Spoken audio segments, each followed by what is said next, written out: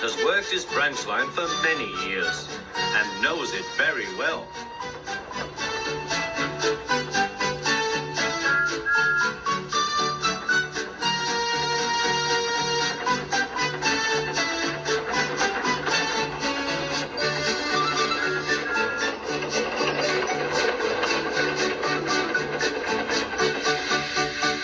You know just where to stop, Thomas, laughed his driver.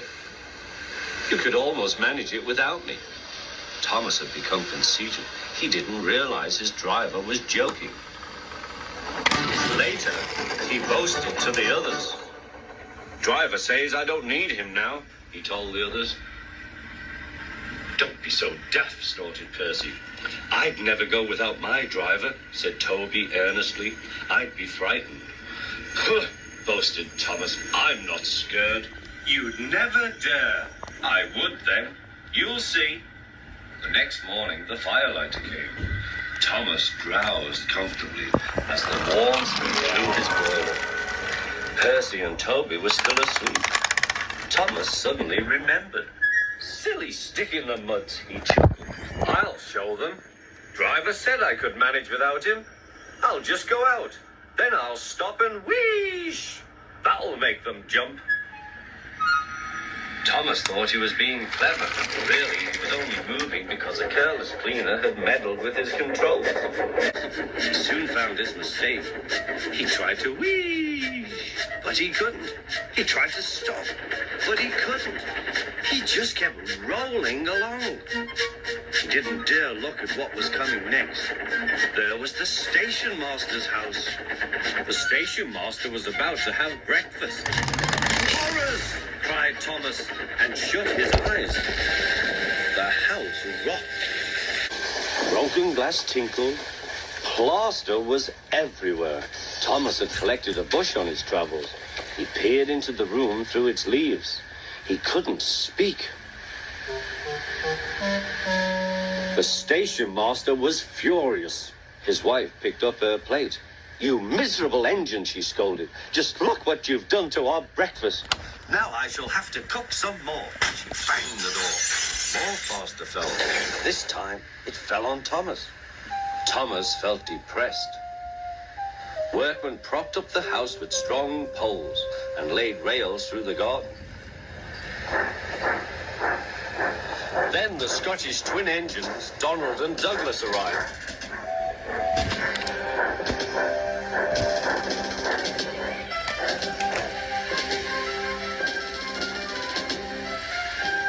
Bash yourself, Thomas.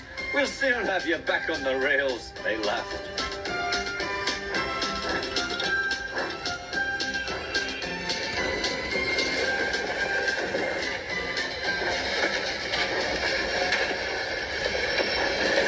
Donald and Douglas, puffing hard, managed to haul Thomas back to safety.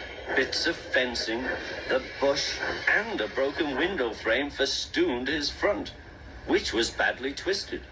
The twins laughed and left him. Thomas was in disgrace. There was worse to come. You're in a lot of trouble, Thomas. I know, sir. I'm sorry, sir. Thomas's voice was muffled behind his bush.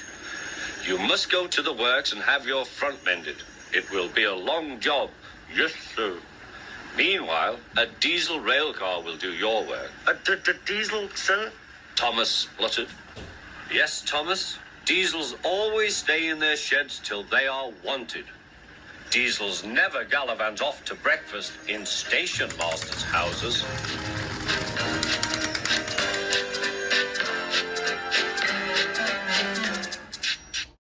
Percy and Toby were worried. Thomas's recent accident had caused a great deal of trouble, and the Fat Controller was waiting for them with important news. Here, he said, is Daisy, the diesel rail car, who has come to help while Thomas is indisposed.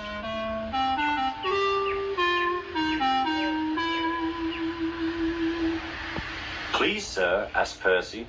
Will she go, sir, when Thomas comes back, sir? That depends, said the Fat Controller.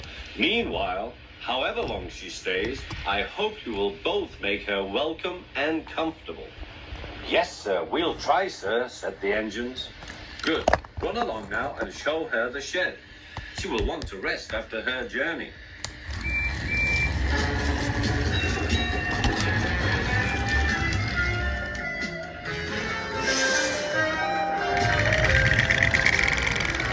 Daisy was hard to please. She shuddered at the engine shed. This is dreadfully smelly. I'm highly sprung, and anything smelly is bad for my swerves. Next, they tried the carriage shed.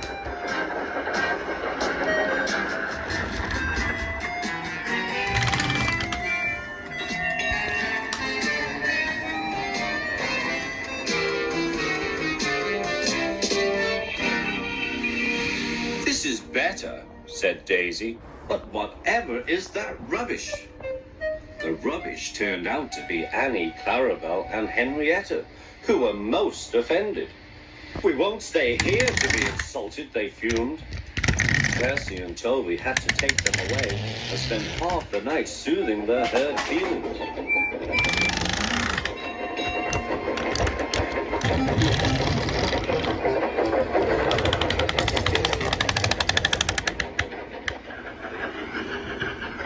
The engines woke next morning feeling exhausted. Daisy, on the other hand, felt bright and cheerful. She tooted as she came out of the yard and back to the station. Look at me, she purred to the passengers. I am the latest diesel, highly sprung and right up to date. You won't want Thomas's bumpy old Annie and Clarabelle now. The passengers waited for Daisy to start, but she didn't. She saw that a milk van was about to be coupled to her and was most indignant. Do they expect me to pull that? Surely, said her driver, you can pull one van. I won't, said Daisy. Percy can do it. He loves messing about with trucks. She began to shudder violently. Nonsense, said her driver. Come on now, back down. Daisy lurched backwards. She was so cross that she blew a fuse. Told you, she said, and stopped. Everyone argued with her, but it was no use. It's fitter's orders, she said. What is? My fitter's a very nice man. He comes every week and examines me carefully. Daisy, he says, never pull. You're highly sprung and pulling is bad for your swerves. So that's how it is, finished Daisy. Stuff and nonsense, said the station master. I can't understand, said the shunter. Whatever made the Fat Controller send us such a feeble, spluttered Daisy. Let me. Stop arguing, grumbled the passengers. We're late already. So they uncoupled the van, and Daisy purred away, feeling very pleased with herself. She could now enjoy her journey. That's a good story, she chuckled. I'll do just what work I choose and no more. But she said it to herself. Toby the tram engine has cow catchers and side plates. They help to prevent animals from getting hurt if they should stray onto the line.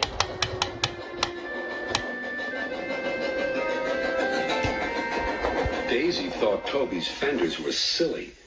You're afraid of getting hurt yourself, she flounced. I'm not, huffed Toby. Yes, you are. I don't have stupid cow catchers, but I'm not frightened. I'd just toot and they'd all go away. But they don't, said Toby. They would with me. Animals always run if you toot and look them in the eye. Even bulls? Even bulls, said Daisy. Daisy had never met a bull, but she purred away quite unconcerned.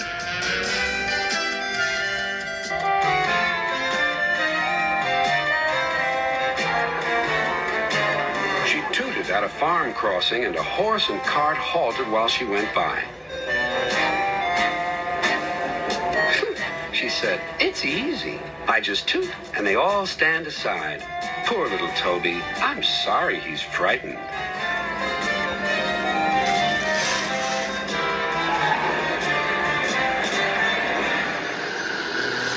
At the next station, a policeman was waiting. There's a bull on the line, he warned. Please persuade it to return to the farmer. Daisy was excited. Now, she thought, I'll show Toby how to manage bulls. Champion isn't really a fierce bull, but this morning he was cross. He'd strayed from his field, crashed through a fence, slithered down a slope, and now he didn't know where he was. Suddenly, he saw some grass. Now for my breakfast, he thought.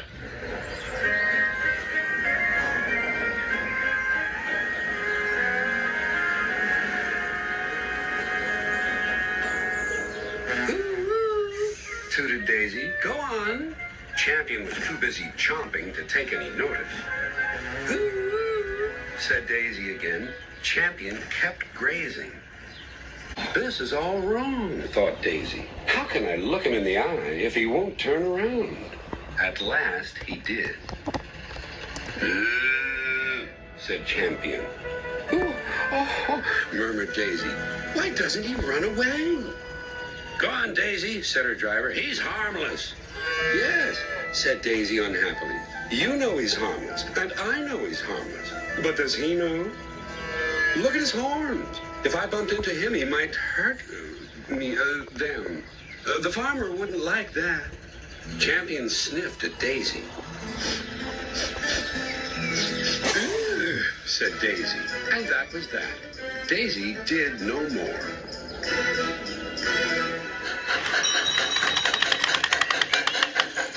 Toby was bemused and amused to see her back in the station so soon. Bulls always run if you toot and look them in the eye, eh, Daisy? Daisy stayed silent. Ah, well, continued Toby, we can live and learn. I'd better chase him away for you, I suppose. He clanked away to find Champion.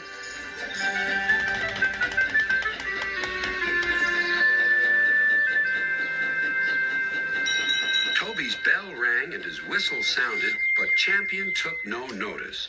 Then Toby whooshed loudly. That did the trick. Toby whooshed a little more. And now, breakfast over, Champion chuntered away to join the farmer. Daisy was feeling exhausted. She was glad when her day's work was over. Some boys were on the platform. Look, Daisy, one teased, I've got some sweets. They're called Bullseyes. I like them. Do you? Ah, keep your old Bullseyes. And Daisy scuttled to her shed. Daisy, the diesel rail car's work in the countryside, was full of surprises. She was frightened of bulls and cows, and she remained very lazy and stubborn.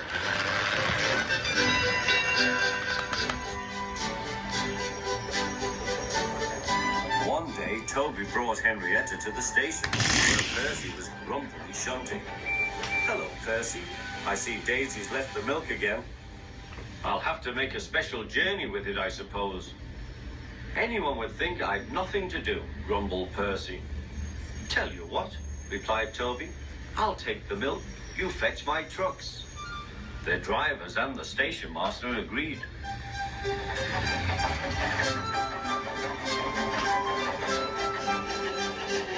Percy had never been to the quarry before. He began ordering the trucks about. Hurry along, he said. The trucks rumbled to each other. This is Toby's place. Percy's got no right to poke his funnel up here and push us around. They whispered and passed the word. Hey, Percy out. Hey, Percy out. Come along, puffed Percy. No nonsense. We'll give him nonsense, giggled the trucks. But they followed so quietly that Percy thought they were under control.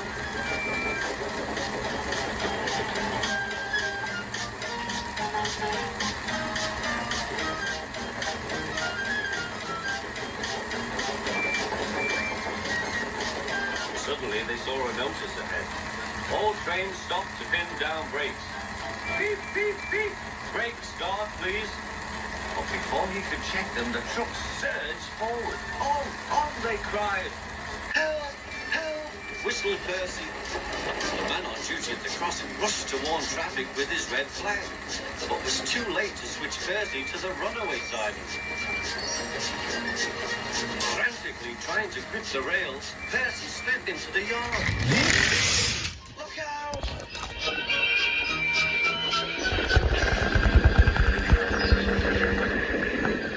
The brake van was in smithereens. Percy's driver and fireman had jumped clear, but Percy was stranded. Next day, the Fat Controller arrived. Toby and Daisy had helped to clear the wreckage, but Percy remained on his perch of trucks. We must now try, said the Fat Controller, to run the branch line with Toby and a diesel. You have put us in an awkward predicament. I am sorry, sir, replied Percy. You can stay there till we are ready. Perhaps it will teach you to be careful with trucks. Percy sighed. The trucks groaned beneath his wheels. He quite understood about awkward predicaments. The Fat Controller spoke severely to Daisy, too.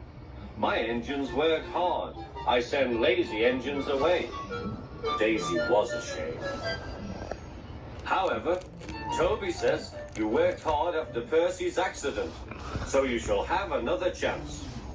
Thank you, sir, said Daisy. I will work hard, sir. Toby says he'll help me. Excellent. What Toby doesn't know about branch line problems isn't worth knowing. Our Toby's an experienced engine. Next day, Thomas came back. And Percy was sent to be mended.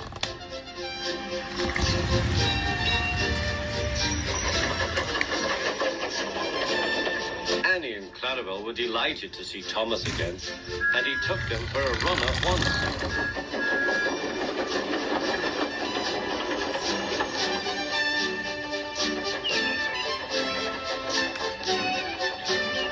All are now friends, and Toby has taught Daisy a great deal. She shooed a cow off the line all by herself the other day. That shows you, doesn't it?